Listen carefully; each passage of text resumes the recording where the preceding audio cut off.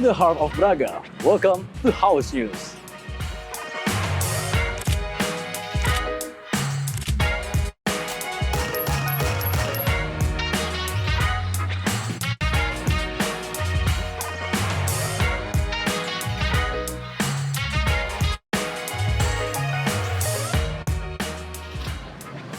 In this episode, we present you the latest information coming from the House of Representatives of Indonesia.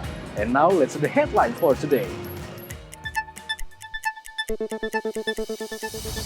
Indonesian House of Representatives is strengthening ties with the Dutch Parliament. The partnership focuses on key areas such as economic and cultural partnership.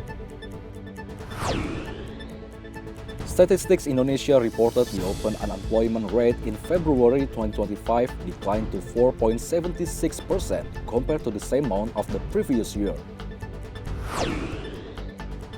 An Indonesian has reportedly been detained by Myanmar's military junta on suspicion by supporting anti-government rebels, prompting concern from Indonesian lawmakers and calls for immediate diplomatic action.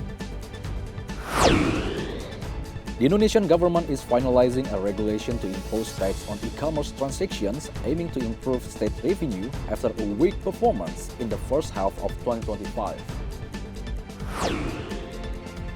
Bandung has many great places for breakfast. These spots open early and are always busy with people lining up every day. BKSP welcome a visit from the Dutch Parliament to strengthen diplomatic relations between the two legislative bodies. The meeting aimed to enhance collaboration in various sectors. Chairperson of PKSP of the House Mardani Alisera is optimistic regarding the potential to elevate strategic cooperation between Indonesia and the Netherlands. Netherlands is acknowledged as the largest exporter of agricultural products and also has established advanced education system.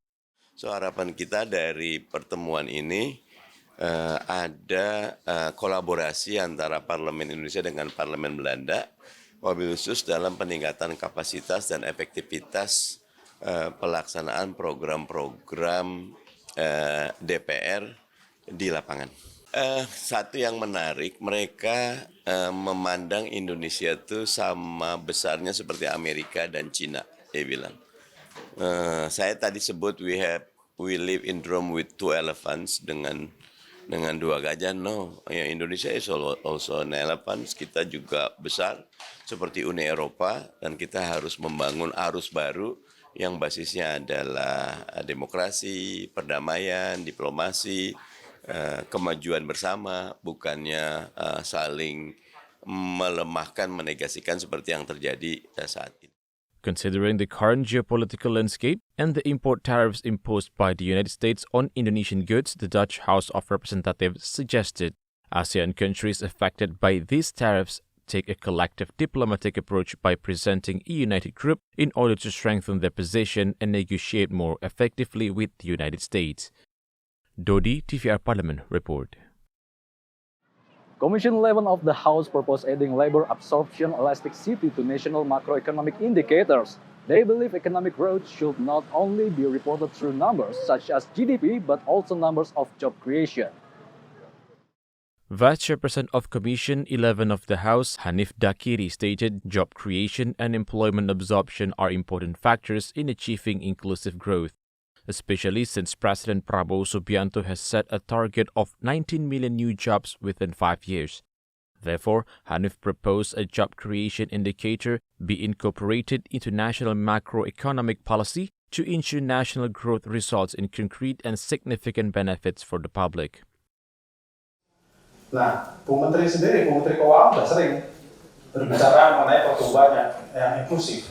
Tetapi di mana ukurannya? Nah, kami tidak menemukan itu. Ada satu indikator yang menurut saya ini perlu nanti menjadi pertimbangan kita bersama untuk masuk di dalam salah satu indikator makroekonomi. Namanya elastisitas penciptaan kerja. Sehingga ini nanti harus kita ukur dan sama-sama kita kawal dari awal, sejak dari asumsi makroekonomi. Karena saya khawatir kalau misalnya ini nggak kita kawal dari asumsi makroekonomi bisa meleset. Nanti mungkin ekonomi kita tumbuh, tapi pekerjaan tidak tumbuh. Furthermore, Hanif Dakiri urged all stakeholders to work together and strengthen coordination. He emphasized the need to create and expand more job opportunities that are evenly distributed across regions. This will increase local labor absorption and lead to more inclusive and higher quality national economic growth. Dodi Muharam, TVR Parlemen, report. The leadership of the House urged the government to continue its diplomatic efforts to resolve the case of an Indonesian citizen who was arrested in Myanmar. Vice Speaker of the House Sufmi Dasko Ahmad said the House urged the government to keep working with Myanmar authorities to resolve the case of the Indonesian citizen on trial there. He emphasized protecting Indonesian citizens is a constitutional obligation under the 1945 Constitution. Khusus untuk Myanmar, kita mendorong pemerintah untuk terus melakukan diplomasi. Untuk warga negara Indonesia dan segenap tumpah darah Indonesia, itu ada di Undang-Undang TNI. Apabila diplomasi gagal, kami akan mendorong pemerintah untuk mengeluarkan opsi operasi militer selain perang. Demikian, terima kasih. Di luar perang. Operasi militer di luar perang. Itu dijamin dalam Undang-Undang TNI yang baru. Terima kasih. Cukup ya? Ya, kasih. The Ministry of Foreign Affairs and the Indonesian Embassy in Yangon have been making efforts to help the detained Indonesian citizen by using non-legal approaches such as sending a diplomatic note to the Myanmar government.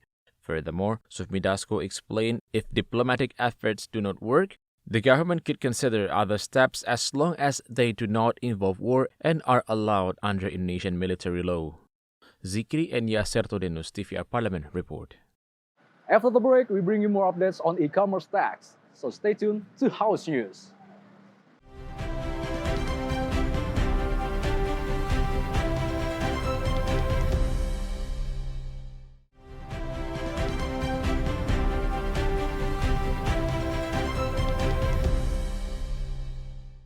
The government has announced to tax online sellers on various e-commerce platforms.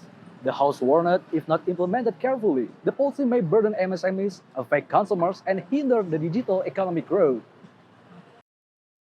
Indonesia's digital economy continues to grow steadily each year. In 2023, total digital transactions reached 1.3 quadrillion rupiah, with e-commerce contributing 1 quadrillion rupiah. This has shown the e-commerce sector remains resilient amid global economic uncertainty. Recognizing this potential, the Ministry of Finance is developing a tax collection system to ensure equal treatment for offline and online merchants. However, the Indonesian House of Representatives urged the government to proceed carefully in formulating the regulations. If mismanaged, the tax could reduce state revenues, slow economic growth, and lead to the closure of MSMEs. Kita kan harus dapat juga regulasinya seperti apa. E-commerce yang seperti apa. Kita pengen e-commerce yang UMKM yang baru mau maju, dan mau besar, itu yang harus kita jaga. Jangan sampai mereka dikenakan pajak yang terlalu besar. Kita berharap e-commerce yang sudah besar atau e-commerce memang dari luar yang bisa dilakukan objek pajaknya atau ditarik pajaknya. Nah, itu. In fact, the tax itself is not a new obligation. The policy only modifies how it is collected from being paid directly by merchants to being integrated into transactions on e-commerce platforms. Before implementing this policy, the government needs to design a fair supervision mechanism to avoid disrupting the rapid growth of online transactions.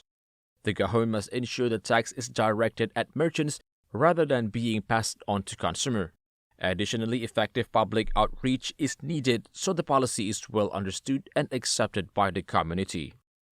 5% saya rasa tidak terlalu besar dan ini menurut saya cukup kompetitif dibandingkan negara-negara lain.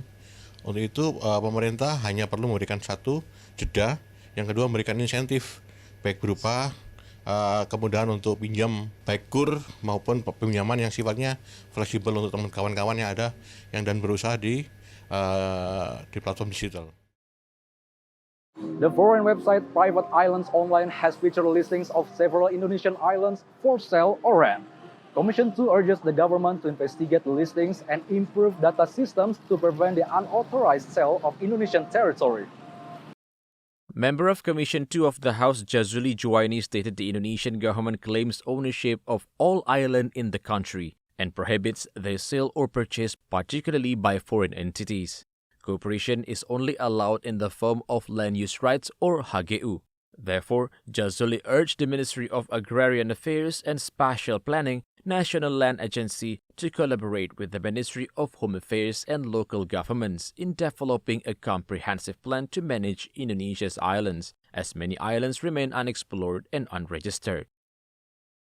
Kalau umpamanya dikelola untuk destinasi wisata, itu kan bisa masuk ke dalam usaha, ya kan? Itu mungkin orang Indonesia punya hak untuk mendapatkan izin itu. Tapi kalau asing, dalam undang-undangnya tidak boleh dong. Kecuali dia berinvestasi, ya kan? Bekerja sama dengan perusahaan yang ada di Indonesia dan itu bukan dijual. Additionally, member of Commission 2 of the House, Giri Ramanda, point out the urgency of finalizing a one big map of Indonesia to identify and secure Indonesian islands. This is especially important for islands with unclear or disputed status to prevent future cases of illegal island sales. Moreover, relevant ministries must map the islands under their jurisdictions.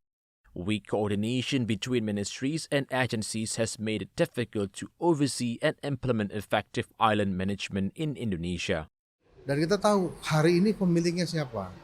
Karena di dalam aturannya tidak boleh ada pulau yang dikuasai oleh warga negara asing, harus memiliki oleh orang Indonesia. Dan di dalam aturannya juga sudah dikatakan 70% lah yang bisa digunakan, 30% tidak boleh dimiliki.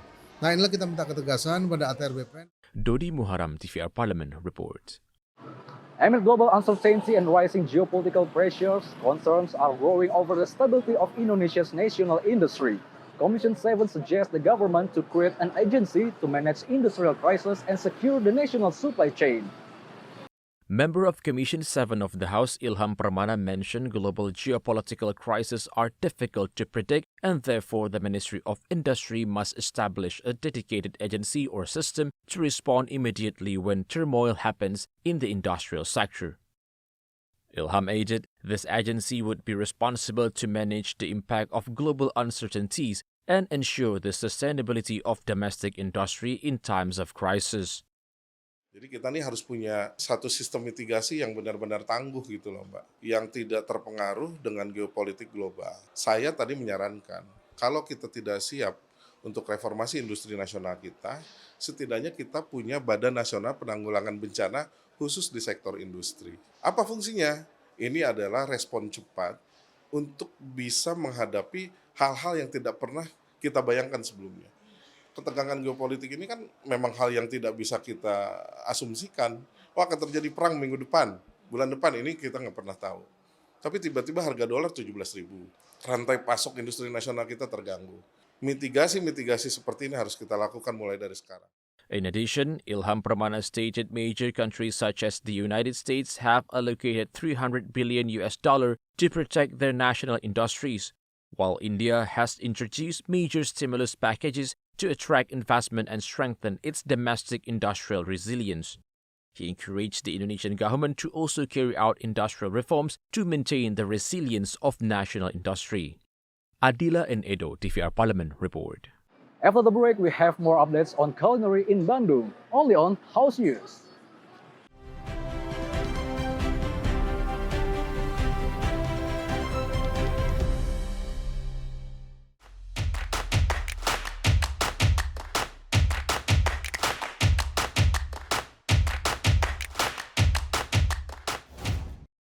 Beyond its cool air, Bandung is also known for its diverse and delicious breakfast options. If you're looking for trendy and popular breakfast spots, here are the most popular places to start your morning in Bandung. When it comes to food, Bandung never runs out of ideas. The city knows exactly how to spoil your taste buds, especially in the morning. Toko Bubur DPR is a popular breakfast place in Bandung. It's known for serving porridge under big shady trees or di bawah pohon rindang or DPR. The main dish is Cantonese-style porridge with chicken, saikoro beef, shrimp, and century egg. It's so popular that people often arrive early and are willing to queue just to get a taste. If you are looking for a unique and affordable breakfast experience in Bandung, the spot is worth the visit. Jaya Mandiri Sejahtera is a popular breakfast spot that brings a nostalgic hometown vibe. Known for its traditional Indonesian dishes and old-style tableware, the place offers a warm and cozy atmosphere. Its colorful Peranakan-inspired design and menu items like kopi o, teh tarik, and pisang madu make it a favorite especially on weekends. Bolu pisang cilaki, a local favorite for banana cake lovers. The cake is soft, not too sweet, and topped with buttery layers in various flavors. The shop's cozy, retro atmosphere makes it the perfect place to enjoy a slice with hot chocolate or coffee milk. For coffee lovers, Kopi Moyan is the perfect place to start the day with a warm cup of coffee. It offers a variety of coffee options from traditional kopi tubruk to espresso. Along with light bites like fried bananas and toast, its modern interior design also makes it a favorite hangout spot for relaxing or getting work done. For a unique and refreshing getaway, exploring hidden gem destinations can be a great choice. Spending the weekend in nature, surrounded by fresh and cool air, is one of the best ways to relax and relieve stress from work. Tourist spots in Bandung aren't just in the city center. Many are located outside the city and may take a bit more time to reach. Here are some unique and less mainstream places to visit in Bandung, from nature spots to other fun and interesting attractions. If you are planning to enjoy a warm and cozy getaway with a picnic or camping experience, Pagarwangi Dome is a great option. Located in Pagarwangi, Lembang, West Bandung, it's close to the popular Puncelut Culinary area. You don't need to worry about bringing your own gear. Camping equipment like tents is available for rent, and there's also a food stall on site. For those who prefer more comfort, villas are available for overnight stays. There's even a small library where you can spend quiet time reading. Just make sure to reserve in advance as visitors' numbers are limited. Wat Batu is an open-air museum and art installation in Bandung created by the renowned artist Sunario. The serene setting features a Japanese garden and impressive rock sculptures. Visitors can purchase tickets in advance from the website, which includes a complimentary welcome drink. The space is not large, but provides a calming aura, making it perfect for dates or contemplation. Guests are allowed to walk on the grass to take photos as long as they remove their footwear. Nagara Puntang in South Bandung is located in the mountains. It offers a stunning hilltop coffee shop, peaceful riverside trails, and a refreshing forest atmosphere. Visitors will also find the historic ruins of the old Malabar radio stations, adding a unique historical twist to your nature trip.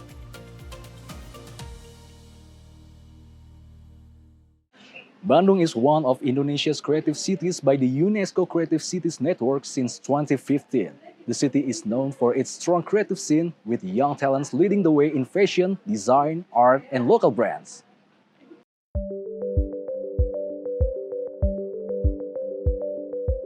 The city of Bandung, capital of West Java province in Indonesia and home to 2.5 million inhabitants, is an innovative hub for creativity and entrepreneurship. With many initiatives driven by the city's young demographic, Bandung hosts a variety of workshops, conferences, and festivals, all encouraging the development of creativity, prototypes, and product design. In fact, 56% of Bandung's economic activities are design-related, with fashion, graphic design, and digital media. These factors have been the top 3 contributors in the local creative economy. One of the best places to experience this creative energy is in the Cihapit and Trunojoyo areas. As you walk through these cozy neighborhoods, you'll find small shops with unique things such as handmade clothes, recycled textiles, and cool bags made from old banners or factory leftovers. Some stores even makes modern styles with traditional Indonesian fabrics. Many of these local brands offer experiences, not just products. You can join workshops to learn how to sew, make natural soap, or try screen printing by hand. Some even hold mini art shows featuring young Bandung artists. These shops feel more like creative spaces where people can meet, learn, and grow together. And that's wrap our house news in Braga. Thank you for watching, everyone, and have a good day. To house news. After the break, we have more updates for today.